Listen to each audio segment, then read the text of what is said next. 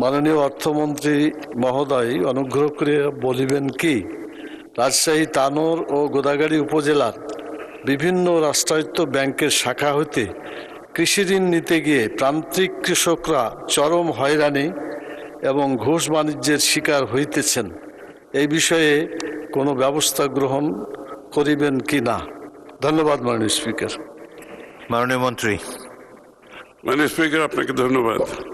রাজশাহী জেলার তানোর ও গোদাগাড়ী উপজেলার রাজশাহী কৃষি উন্নয়ন ব্যাংক কর্তৃক পরিচালিত শাখা হতে কৃষক হয়রানি অথবা ঘুষ বাণিজ্যের মাধ্যমে ঋণ বিতরণ সংক্রান্ত লিখিত কোনো অভিযোগ পাওয়া গেলে তদন্ত সাপেক্ষে আইনানুগ ব্যবস্থা গ্রহণ করা হবে।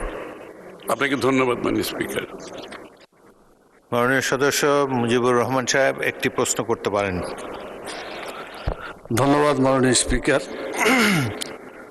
মাননীয় অর্থমন্ত্রী মহোদয় যে উত্তর দিয়েছেন, এই উত্তরটা সন্তোষজনক মোটেই নয়। এই সংসদের রীতি হচ্ছে প্রশ্ন জমা দেওয়ার পরে 15 দিন পরে এই প্রশ্নের জবাব মন্ত্রী মহোদয়গণ দেন। এই কারণেই দেন, এই জিনিস দেখতে হবে যে আসলে জিনিসটা আছে কিনা। খতিয়ে দেখার পরে আইদার বলা হবে যে এটা আছে অথবা নাই। থাকলে কি পরিমাণ, কোথায় আছে, না থাকলে ফ্ল্যাটলি ডিনাই করা দরকার। কিন্তু এই ধরনের জোড়াতালি জবাব দেওয়া আমার মনে হয় এই জাতীয় সংসদকে অবমূল্যায়ন করা হচ্ছে। ধন্যবাদ মাননীয় স্পিকার। মাননীয় মন্ত্রী। মাননীয় সংসদ সদস্যকে ধন্যবাদ।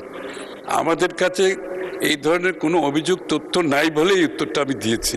অভিযোগ থাকলে তো তদন্ত হতো, সেটার বিচারও হতো। নাই বলেই তো উত্তরটা দিয়েছি।